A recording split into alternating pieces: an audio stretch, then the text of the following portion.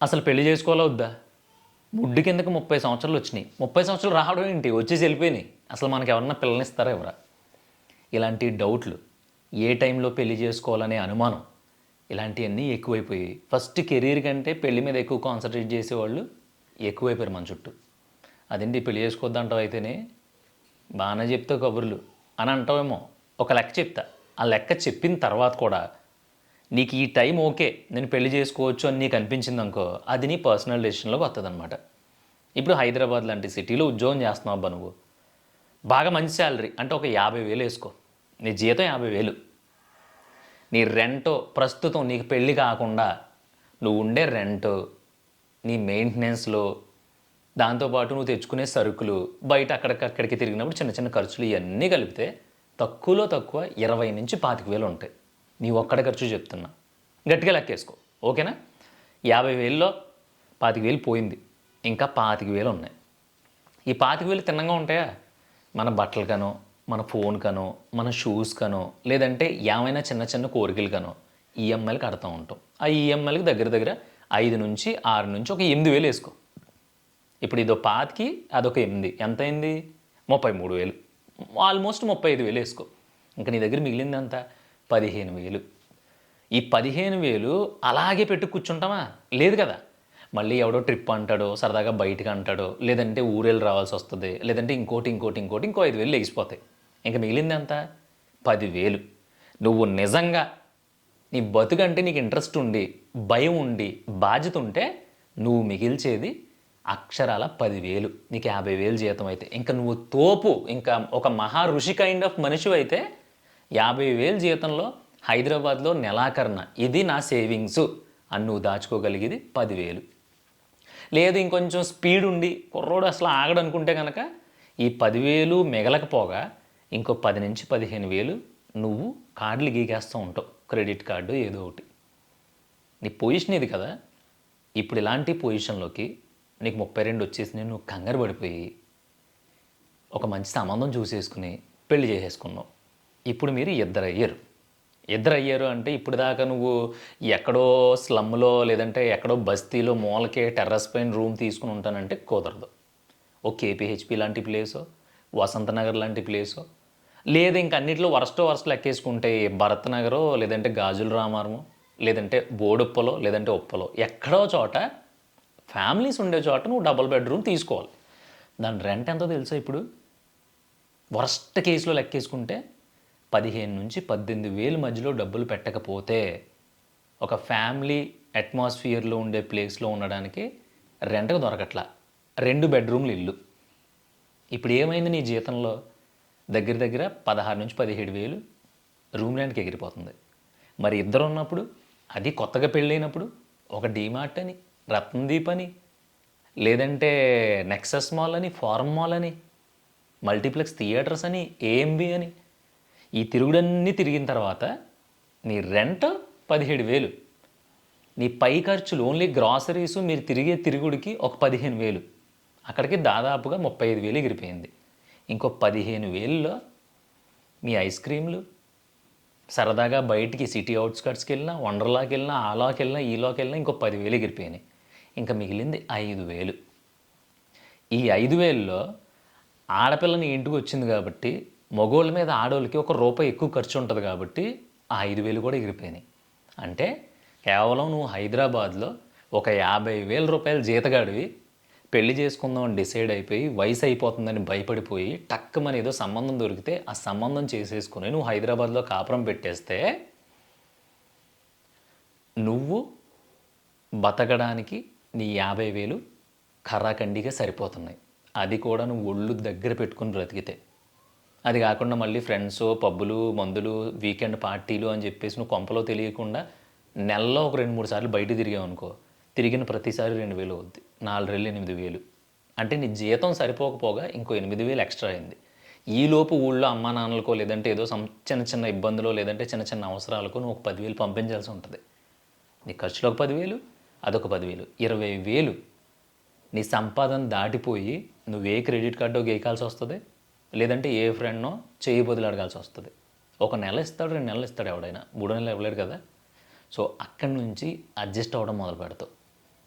ఆ అడ్జస్ట్ అవ్వడం మొదలు పెట్టే దగ్గర నుంచే నీ అసలైన జీవితం మొదలవుద్ది. నీ అదృష్టం బాగుండి నీకు ఎక్కడో మచ్చుండి ఒక మంచి అమ్మాయి దొరికేసింది అనుకో, అంటే ఓకే, మా ఓడు కొంచెం ఇబ్బంది పడుతున్నాడు, మనం కూడా అడ్జస్ట్ అవ్వాలి అని చెప్పి ఆ అమ్మాయికి అర్థమై నీతో పాటు మాట కలిపి అడ్జస్ట్ అయ్యిందా ఓకే.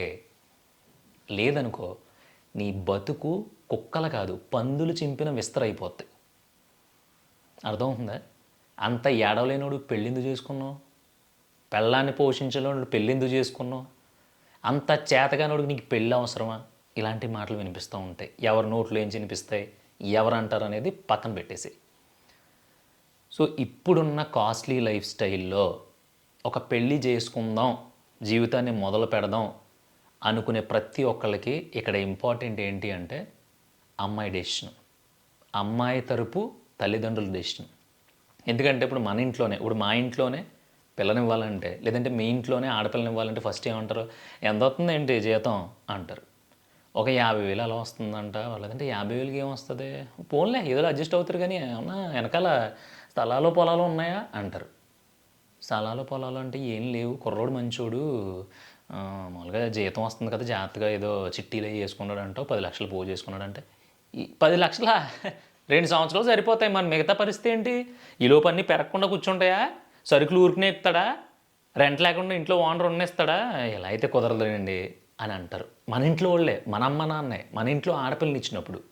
సో ఇక్కడ అందరూ కూడా అబ్బాయికి ఎంత ఇస్తున్నారు, అబ్బాయికి వెనకాల ఏమన్నా ఉందా, అబ్బాయి సంవత్సరానికి ఎంత సంపాదిస్తున్నాడు అని సంపాదించే మగోడినే కోరుకుంటున్నాం తప్ప మన కొంపల్లో కూడా మంచోడేనా, రేపు పొద్దున్న ఏమీ లేదు ఉద్యోగాలు అయిపోయినాయి, ఆస్తి మొత్తం ఆర్తకర్పూరం అయిపోయింది, కూలి పనికి వెళ్ళైనా సరే పిల్లని బాగా చూసుకోగలడా అని ఫ్యామిలీ ఎక్కడైనా ఉందా, ఇంక్లూడింగ్ మన ఫ్యామిలీస్తో పాటు మా ఫ్యామిలీతో పాటు ఉన్నారా? లేరు. 100కి 100% లేరు. మళ్ళీ ఇప్పుడు కొంతమంది దూల క్యాండిడేట్లు ఉంటారు, వాళ్ళు వచ్చి కామెంట్ పెడతారు, ఏంటి తెలుసా, మీ అక్కనైతే ఇస్తాయండి, మీ చెల్లిని అయితే చేస్తాయండి ఏం లేకపోతే అని. వాళ్ళందరికీ నేను చెప్పేది అదే అయ్యా, మా కొంపలో కూడా ఎవరని చెప్తున్నా. ఇప్పుడు వెళ్ళి సంబంధం మాట్లాడినప్పుడు, అంటే మీ అబ్బాయి మొత్తం సర్వనాశనం అయిపోయి రోడ్డు మీద పడిపోయినా సరే మా అమ్మాయిని కూలి పని చేసినా పెంచగలడా అనే డౌట్ ఎవడన్నా అడుగుతాడా? సినిమాల్లో కూడా అడగరు. ఇక్కడ కావాల్సింది సంపాదించే మగోడు. మగోడు అంటే సంపాదించగలిగినోడు. పెళ్ళంటే సంపాదన ఉన్నోడికే చెయ్యాలి. పెళ్ళంటే ఆస్తిపాస్తులుండి ఎక్కడో అమెరికాలో ఉన్నోడికే చెయ్యాలి. పెళ్ళంటే మినిమం 2 లక్షల జీతం ఉండాలా అని కాడికి వచ్చేసాం. సో ఇలాంటి సిచ్యువేషన్లో నిన్ను అర్థం చేసేసుకుని నీకు వచ్చే ఆ 50,000 రూపాయల్లోనే కాపురాన్ని చక్కబెట్టేసి ఏమన్నా మిగుళ్ళు తగుళ్ళు ఉంటే గుక్క మింగుకుని లోపలే తనలో తానే దాచుకుని హ్యాపీగా ఏం కాదండి పర్లేదు, కొన్ని రోజులు మీకు ఇంకో 10,000 పెరిగాక అన్నీ సర్దుకుంటే మీరు కంగారు పడకండి అనే అమ్మాయిలు ఉన్నారా? కామెంట్ చేయండి మీరే. లేదు, పోన్లే నా పెళ్ళం నన్ను అర్థం చేసుకుంటుంది, ఉన్న రూపాయినే చక్కబెడుతుంది, చాలా బాగా చూసుకుంటుంది, సో నేను నా ఎదవ ఖర్చులు ఉన్నాయి కదా, సిగరెట్ అని, లేదంటే వీకెండ్లో చిన్న చొక్కేసుకోవడం అని, ఇలాంటివన్నీ మానేస్తే నాకు దగ్గర దగ్గర 5 నుంచి 10,000 సేవ్ అవుతాయి. ఈ 10,000 కూడా పట్టుకెళ్ళి నా పెళ్ళం చేతిలో పెడతా.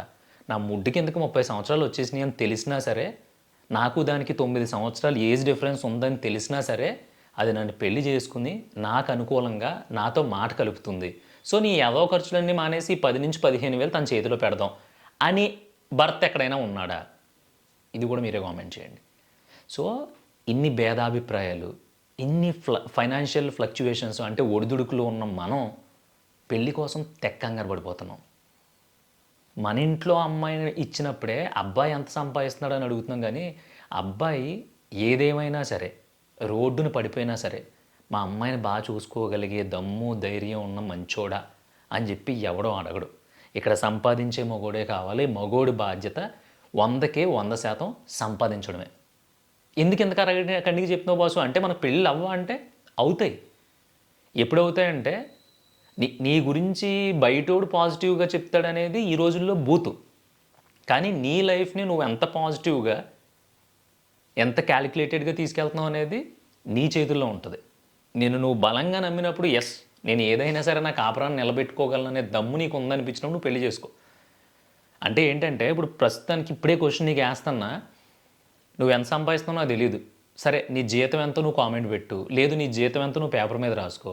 అసలు నువ్వు నీ రూమ్ రెంట్కి నీకు ఇది ఇది తింటే నేను బ్రతుకుతాను, ఓకే, నా తిండికి ఎంత అవుతుంది అనే ఖర్చు ఇవన్నీ లెక్క వేసుకున్న తర్వాత నువ్వు ఎంత మిగులుస్తున్నావు నెల నెల? మళ్ళీ 50,000 లెక్క వేద్దాం. 50,000లో నీ హాస్టల్కి ఒక 5,000 అవుతుంది అనుకుందాం. నువ్వు బయట బిర్యానీలు అవి తినేసినా ఇంకో 5,000 అవుతుంది అనుకున్నావు. 10,000, ఇంకా 40,000 మిగులుతుంది నీకు. ఈ 40,000లో నీకు ఇంకా ఏ ఈఎంఐలో లేవా? నువ్వు ఇంక ఏ ఖర్చు పెట్టట్లేదా? ఒరిజినల్గా ఈ 40,000 నువ్వు ఎన్ని రోజుల నుంచి దాస్తున్నావు అంటే ఈ వీడియో చూసే ఒక్కరి దగ్గర కూడా సమాధానం ఉండదు. ఎందుకంటే ఎవడో అసలు లైఫ్ ప్లానింగ్ అంటే దాచుకోవడం అనేది మర్చిపోయారు. అంటే దాచుకోవాలా, ఇంకా దాచేసుకుని ఇంకా ఏమీ ఎంజాయ్ చేయకుండా ఏమీ కొనుక్కోకుండా చచ్చిపోమంటావా అంటే అది ఎవరి ఇండివిజువాలిటీ వాళ్ళది. ఇక్కడ 2 క్యాల్కులేషన్స్ ఉంటాయి. ఒకటి, రేపటి కోసం దాచుకునే వాళ్ళు ఉంటారు. రెండో రకం, ఖర్చు పెరిగితేనే సంపాదించే థాట్స్ వస్తాయని బ్రతికే వాళ్ళు ఉంటారు. వీళ్ళిద్దరూ కరెక్టే. వీళ్ళిద్దరిలో మోస్ట్ పవర్ఫుల్ ఎవరంటే ఖర్చులు పెంచుకుని ఆ ఖర్చులకు తగ్గట్టుగా తన సంపాదన ఎవడైతే పెంచుకుంటూ ఉంటాడో ఆడు అసలైన లైఫ్ని ఎంజాయ్ చేసేవాడు, అసలైన లైఫ్ని ముందుకు తీసుకెళ్ళేవాడు. ఎందుకంటే ఉన్న దాంట్లోనే ఇంకా సర్దుకుంటూ ఇంకా సర్దుకుంటూ ఇంకా సర్దుకుంటూ వెళ్ళిపోవడం అనేది మంచి క్వాలిటీయే. కానీ జీవితాంతం అదే అలవాటు చేసుకోవడం అనేది తప్పు. సో అలా అలవాటు చేసుకునే అయితే నువ్వు పెళ్లి చేసుకోకు. ఎందుకంటే ఈ 50,000తో నువ్వే దేకలేకపోతున్నావు. రేపొద్దున్న నీ లైఫ్లోకి ఇంకొక అమ్మాయిని తీసుకొచ్చి మీ ఇద్దరు తిన్నంగా ఉంటారా? మళ్ళీ మీరు ఇంకొక బై ప్రోడక్ట్ని దింపుతారు, పిల్లోడు. మళ్ళీ ఆడిని తీసుకొచ్చి అందరూ మంచి మంచి స్కూల్లో చదివింతా ఉంటే ఇగో ఈ 50,000లోనే అడ్జస్ట్ అవ్వాలి, నేను ముందరే చెప్పాను, నువ్వేమో ఇప్పుడు ₹1,00,000 జీతం కావాలి, 2,00,000 జీతం కావాలంటే ఎలా కుదురుద్ది? నేను చదివిన చదువుకి నేను గవర్నమెంట్ స్కూల్లో చదువుకున్నాను, మా నాన్న నన్ను బాగా చదివించలేదు, సో నువ్వు సంపాదన ఎక్కువ ఎక్స్పెక్ట్ చేస్తే కుదరదు, ఈ 50,000లోనే సర్దుకోవాలి. రేపు పొద్దున్న నీ ఉద్యోగం పోతే నేను వేరే చోట జాయిన్ అవ్వాలంటే మళ్ళీ ఆడు నన్ను తీసుకోవాలి వెంటనే అంటే కనుక నేను ఆ 40,000కే రా అంటే 40,000కే జాబ్కి వెళ్ళాల్సి ఉంటుంది. అందుకని నువ్వు ఎక్స్ట్రాలో ఆశలు కోరికలు పెట్టుకోకు అని చేసుకున్న దాన్ని ఇంట్లో పడేసి ఓన్లీ నీ బాధలే చెప్పుకుంటే కుదరదు. నీ 50,000ని నీకు 1,00,000 చేసే దమ్ముందా? ఉంటే నువ్వు డెసిషన్ తీసుకో. నువ్వు జాబే చేయక్కర్లేదు, పార్ట్ టైం ఇన్కమ్ చూసుకుంటావా, లేదంటే ఏదైనా స్కిల్స్ పెంచుకుని ఇంటికి వచ్చిన తర్వాత వర్క్ చేసుకుంటావా, నువ్వేం చేస్తావని నా అవసరం. ఎందుకు చెప్తానంటే ఇప్పుడు మీ నాన్న ఉన్నారు, మీ నాన్న ఎప్పుడైనా సరే నా దగ్గర డబ్బులు లేవు రే బాబు ఇది చెయ్యికిరా అని ఎప్పుడైనా అన్నారా? నాకు తెలిసి 90% అబో అని ఉన్నాడు ఆయన. ఏదో చేసి అక్కడ ఎక్కడ తెచ్చిపెట్టి నిన్ను పెంచాడు, మీ అమ్మను బాగా చూసుకున్నాడు, మీ అక్కకో మీ చెల్లికో పెళ్లి చేశాడు, అన్నీ చేశాడు మీ నాన్న. ఎందుకు చేశాడు? మీ నాన్నకి పెళ్ళైనప్పుడు నాకు తెలిసి మీ నాన్నకి మా నాన్నకి అందరికీ వీళ్ళు పెళ్ళిళ్ళు అయినప్పుడు వాళ్ళ సంపాదనలు 1,500 2,000 ఉండి ఉంటాయి. మహా అయితే రోజుకు ₹100 పని ఈ లెక్కలో ఉండి ఉంటుంది. ఇప్పుడు ఈ జనరేషన్ దాకా మనల్ని తీసుకొచ్చి మనం ఉద్యోగంకి వెళ్ళేదాకా మనల్ని పెంచుకొచ్చారు అంటే అది సంపాదన పెంచుకుంటూ వెళ్ళారు కదా. ఏ రేంజ్లో పెంచుకుని వెళ్ళుంటే ఇప్పుడు నువ్వు నేను హైదరాబాద్లో జాబులు చేయగలుగుతున్నావు? అది అర్థం చేసుకో. ఇదంతా గజిబిజిగా చిరాగ్గా ఉంటుంది. ఇవన్నీ ఆలోచించాలంటే ఫస్ట్ పెళ్ళి చేసేసుకోవాలి అని కాకుండా పెళ్ళి చేసుకుంటే పరిస్థితి ఏంటి అనేది ఎప్పుడైనా ఒక పేపర్ మీద రాసుకుంటే నీకు క్లారిటీ వచ్చేస్తుంది అసలు చేసుకోవాలా వద్దా అనేది. ఇక అమ్మాయిల విషయానికి వస్తే కొంతమంది సంబంధం వచ్చేసరికి ఎవరైనా ఇలాగా మా అబ్బాయి ఉన్నాడు, మీ అమ్మాయి కొంచెం ఇలా చేసుకుందాం అనుకుంటున్నాం ఇది అనగానే వాళ్ళు మొత్తం బ్యాక్గ్రౌండ్ వెరిఫికేషన్లో ఆ వెరిఫికేషన్లో ఈ వెరిఫికేషన్లో చేసుకుంటున్నారు. కానీ అసలు అబ్బాయి ఎలాంటోడు అనేది మర్చిపోయి అమ్మో ఆడు 2,00,000 జీతం అంట ఎరగదీసేస్తానంటే మామూలుగా 1,00,000 పోయినా సరే ఇంకో 1,00,000 మిగిలిపోద్దని, లేదంటే ఇగో వాళ్ళు వెనకాల పెద్ద బ్యాక్గ్రౌండ్ ఉందంట, 2 ఎకరాలు 3 ఎకరాలు పొలం ఉందంట, కుర్రోడంటే తీరడంట, సైలెంట్ అంట అని ఒకడు, లేదు అబ్బాయి ఫారెన్లో ఉంటాడంట, మామూలుగా వచ్చి 2 నెలలు 3 నెలలు ఇండియా వస్తాడంట, దగ్గర సంవత్సరానికి ఒక 25,00,000 వస్తుందంట ప్యాకేజ్, సంవత్సరానికి మనోడు జీతం అంతంట అని కొంతమంది ఇలా డీప్గా ఒక మనిషి గురించి పూర్తిగా తెలుసుకోకుండా కేవలం ఒక ఫైనాన్షియల్ స్టేటస్, ఆడు ఎంత సంపాదిస్తున్నాడు, ఆడి బ్యాక్గ్రౌండ్ ఏంటి, ఆడికి ఎన్ని కోట్లు ఆస్తుంది, అసలు ఆడేంటి ఈడేంటి, అయ్యో వాళ్ళు చాలామంది చుట్టాలు ఉన్నారంట, చాలా పెద్ద మంద ఉందంట వెనకాలని చెప్పేసి పెళ్ళిళ్ళు చేసేసి అమ్మాయిల జీవితాలు సర్వనాశనం చేస్తున్నారు. ఫస్ట్ ఆ మనిషి ఎలాంటోడో తెలుసుకోండి. అన్నీ కోల్పోయినా సరే తన పెళ్ళం ముందు నిలబడి ఏం పర్లేదు నేను చూసుకుంటా, నేను ఒక పూట తింటే దాంట్లో నీకు సగం ముద్దే పెడతాను అనే మనస్తత్వం ఉన్నోడుంటే అలాంటోడికి ఇచ్చేయండి. అప్పుడు ఏదేమైపోయినా వాళ్ళు రోడ్డున పడిపోయినా మీరు వాళ్ళ గురించి బాధపడడం అవసరం లేదు. ఎందుకంటే వాళ్ళు ఏదో చిన్న గుడిసేసుకుని ఇద్దరు బతికేస్తారు. అలా కాకుండా ఆస్తులు వెనకాల, పరపతులు వెనకాల, పలుకుబడుల వెనకాల పరిగెడితే రేపొద్దున్న వాళ్ళు ఎక్కడో హై స్టేజ్లో ఉంటారు. మీది ఎక్కడో మిడిల్ క్లాస్ ఫ్యామిలీ. అమ్మాయి బాగుంది కదా అని వాళ్ళు మీ దగ్గరికి వచ్చి చేసుకుంటానికి వస్తారు. మీరేంటి అయ్యో బాబు అంత పెద్ద ఫ్యామిలీ మనల్ని అడిగారంటే మనం తోపులం, మన అమ్మాయి అప్సరాస్ ఇంకా మామూలుగా ఉండదు రేపు పొద్దున్న నుంచి, వాళ్ళ రేంజ్కి మనం పిల్లల్ని ఇచ్చామంటే మన రేంజ్ కూడా పెరిగిపోద్దని మీరు తీసుకెళ్ళి ఆ పొలాలు ఉన్నోడికి డబ్బులు ఉన్నోడికి వాళ్ళకి ఇచ్చి చేస్తారు. ఏమన్నా చిన్న ఇష్యూ వచ్చిందనుకో అక్కడ ప్రాబ్లం ఏమవుద్దో తెలుసా? మీకు పోరాడే అంత శక్తి ఉండదు వాళ్ళతో. ఎందుకంటే వాళ్ళు డబ్బులు ఉన్నోళ్ళు ఎవరినైనా కొంటారు, ఏమైనా మాట్లాడతారు, ఎలాగైనా ఉంటారు, వాళ్ళకి చెల్లుతుంది. నీకు చెల్లుతుందా? నీ కూతురునిచ్చు, మీ ఇంట్లో ఆడపిల్లనిచ్చు, నీకు చెల్లుద్దా? ఏం లేదు, కూతురుని పిలుచుకొని అప్పుడు అంటాం అనమాట, ఇంక తప్పదు కదమ్మా ఏదో ఒకటిలో ఇంక భరించు అంటాం. పోనీ ఇక్కడ ఇంకో కాన్సెప్ట్లోకి వెళ్తే, పోన్లే అమ్మాయి మంచిది, మనం అమ్మాయిని బాగా చూసుకోవచ్చు అని కొంతమంది పెళ్లి చేసుకోవడానికి మంచోళ్ళు, అంటే అబ్బాయి బాగుండి వాళ్ళ ఫ్యామిలీ బాగుండి వాళ్ళు ముందుకు వస్తే, అమ్మాయి తరపులో ఏం చేస్తారో తెలుసా? వీళ్ళు గొంతెమ్మ కోరికలు. అప్పుడు దాకా వీళ్ళు తినడానికి ఫుడ్ ఉండదు, అప్పుడు దాకా వీళ్ళకి ఏమీ ఉండదు వెనకాల, అప్పుడు దాకా వాళ్ళ అమ్మని అమ్మాయి డ్రెస్ కావాలి అని ఎప్పుడు అడిగి ఉండరు వీళ్ళు. అలాంటి వాళ్ళు నాకు అది కావాలి ఇది కావాలి, నాకు అది తెచ్చిపెట్టు ఇది తెచ్చిపెట్టు అని ఎక్స్ట్రీమ్ కోరికలు. అంటే ఇప్పుడు ఇంట్లో ఉండడానికి, హ్యాపీగా బ్రతకడానికి, మన తోటోళ్ళతో పాటు మనం రేపు బాగుందరా మన పరిస్థితి కూడా అని బ్రతకడానికి లోటు లేనంత వరకు చూసుకోవాలి. అది కాకుండా మాకు గోల్డ్ చైన్లు కావాలి, మాకు నెక్లెస్లు కావాలి, నువ్వు నన్ను గోవా తీసుకెళ్ళు, లేదంటే నాకు ఐఫోన్ 15 Pro కావాలి, లేదంటే నాకు ఇంత పొడుగు స్క్రీన్ ఉన్న ఐప్యాడ్ కావాలి, లేదంటే నేను ఎలాంటి నార్మల్ స్లమ్లో ఉండలేకపోతున్నాను, నేను జూబ్లీ హిల్స్లో ఉండాలి, లేదంటే నేను అవుట్స్కట్స్లో మనకి చిన్న విల్లా ఉండాలి, ఇలాంటి దిక్కుమాలిన కోరికలన్నీ కోరుకుని ఆ కోరికల వల్ల కాపరాలు చెడగొట్టేసుకుంటున్న ఆడవాళ్ళు ఎంతమంది ఉన్నారు. అదేంటి పృథ్వీ ఎప్పుడు చూసినా అబ్బాయిల తరపునే మాట్లాడుతావు, ఆ అమ్మాయిల గురించి అసలు ఏం చెప్పవు అని చాలామంది నన్ను అంటున్నారు. చెప్తా, మన దాంట్లో నెక్స్ట్ వీడియో హౌస్ వైఫ్స్ గురించి, ఇంట్లో ఉండే ఇల్లాళ్ళ గురించి ఒక వీడియో చేస్తున్నా, మీకు ధైర్యం ఉంటే చూడండి, ఆడవాళ్ళకి చెప్తున్నా. సో ఇన్ని కోరికల మధ్య, ఇన్ని ఎస్టిమేషన్స్ మధ్య అసలు మనం పెళ్లి చేసుకోవాలా లేదా అనేది నీకుండే జీతాన్ని బట్టి, నీకుండే ఫ్యామిలీ బ్యాక్గ్రౌండ్ బట్టి, అన్నిటికంటే ముఖ్యంగా ఈ రోజున్న ఆడపిల్లల మెంటాలిటీని బట్టి నువ్వు నిర్ణయం తీసుకో. ఎందుకంటే ఒక్కసారి నేను నిర్ణయం తీసేసుకున్నాక ఇక్కడ అబ్బాయిల జుట్టు అమ్మాయిల చేతిలోకి వెళ్ళిపోతుంది. ఎందుకంటే వాళ్ళు ఏమైనా హరాస్మెంట్ అని బయటకు వచ్చినా, లేదు ఈ నన్ను ఇలా చేస్తున్నాడని ఎక్కడైనా ఒక మాట చెప్పినా దోలు తీరిపోద్ది అబ్బాయిలకి. నువ్వింకా ఆది పురుషుడివా, లేదంటే పురుషోత్తముడివా, లేదంటే బాహుబలివా, లేదంటే బల్లాల దేవుడివా, ఇవన్నీ ఎవ్వడో లెక్క చేయడు. అసలు నిన్ను మినిమం దేకను కూడా దేకరు. అందరూ కూడా అమ్మాయిల తరపునే మాట్లాడతారు. అక్కడ లాస్ట్కి వెళ్ళిన తర్వాత తప్పు నీదా అమ్మాయిదా అబ్బాయిదా అని పక్కన పెట్టేస్తే ఫస్ట్ అక్కడ ఎదవైపోయేది మాత్రం అబ్బాయి 100కి 200%.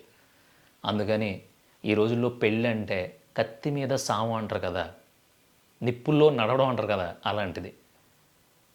ఈ పెళ్ళి అనేది కరెక్ట్ డెసిషనా కాదా, మరి నేను చేసుకోవాలా వద్దా అనేది ఎప్పుడు తెలుస్తుంది తెలుసా? నీకు పెళ్ళి అయిన తర్వాత. నువ్వు ఎక్కడో మచ్చ చేసుకుని పుడితే, నువ్వు అదృష్టవంతుడు అయితే అర్థం చేసుకునే అమ్మాయి నీ లైఫ్లోకి వస్తుంది. ఒకవేళ నువ్వు ఎదవ్వైనా సరే ఆ పక్క వచ్చిన అమ్మాయి వల్ల నువ్వు మారుతావు. ఇలా ఒకళ్ళ మెంటాలిటీని బట్టి ఒకళ్ళ మెంటాలిటీలు మారి మాట కలిసి జర్నీ స్టార్ట్ అవుద్ది. అంతే తప్ప ఈ వయసులో పెళ్లి చేసుకోవాలి, ఇంత సంపాదన ఉంటే పెళ్లి చేసుకోవాలి, లేదంటే ఇంత ఆస్తి ఉంటేనే పిల్లనివ్వాలి, లేదంటే అసలు మనకి ఈ ఏజ్ వచ్చేస్తే పెళ్ళి అవ్వదేమో, ఇలాంటి ఆలోచనలన్నీ శుద్ధ బొక్క. నేను ఎందుకు చెప్తున్నానంటే ఫైనల్గా ఒక మాట చెప్తాను నేను.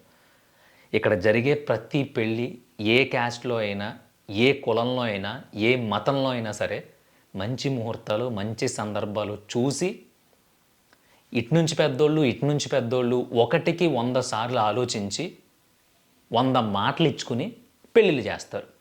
కానీ ఈరోజు ఎంతమంది హ్యాపీగా కాపురాలు చేసుకుంటున్నారు, ఎంతమంది కలిసి ఉంటున్నారు, ఎంతమంది ఒకే ఇంట్లో ఉండి విడివిడిగా నీ దారి నీది నా దారి నాది, సో పెద్దోళ్ళకి ఇదంతా తెలియకూడదు, కానీ నీకు నాకు సంబంధం లేదని ఒకే ఇంట్లో ఉండి సెపరేట్ అయ్యి బ్రతుకుతున్న వాళ్ళు ఎంతమంది.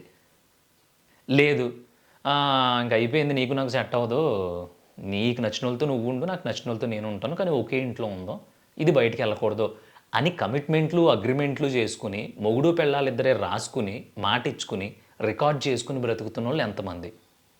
దీనికి సమాధానం నా దగ్గర అంటే మీ దగ్గరే బాగుంటుంది.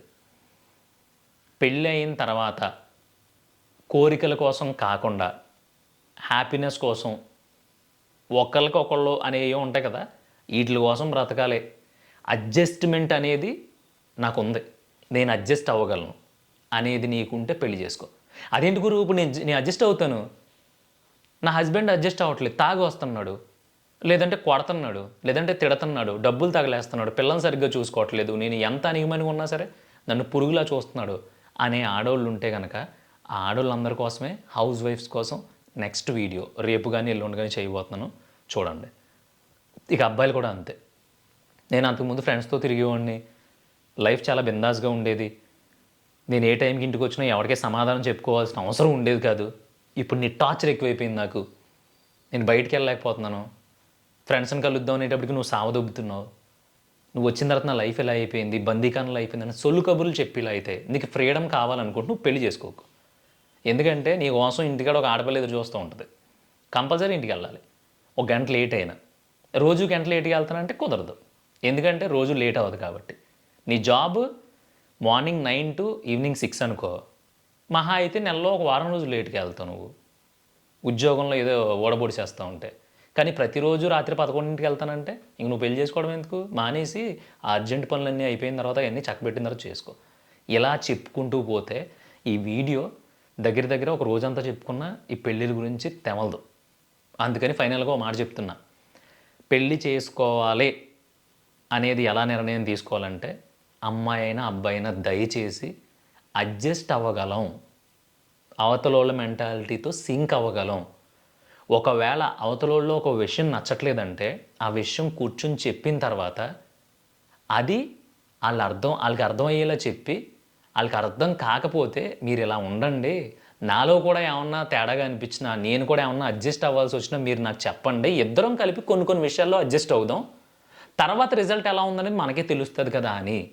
ఒక చిన్నపిల్లలు ఇద్దరు ఆడుకున్నప్పుడు మాట్లాడుకుంటారు సరే, ఈ గిన్నె నీకు ఈ గిన్నె నాకు, రే అదేంట్రా మొన్న నీకు ఇచ్చాను కదరా ఇప్పుడు నాకు ఇవ్వరా అని చెప్పి చిన్నపిల్లలు క్యూట్గా మాట్లాడుకుంటూ ఉంటారు. ఎప్పుడైనా అబ్జర్వ్ చేయండి.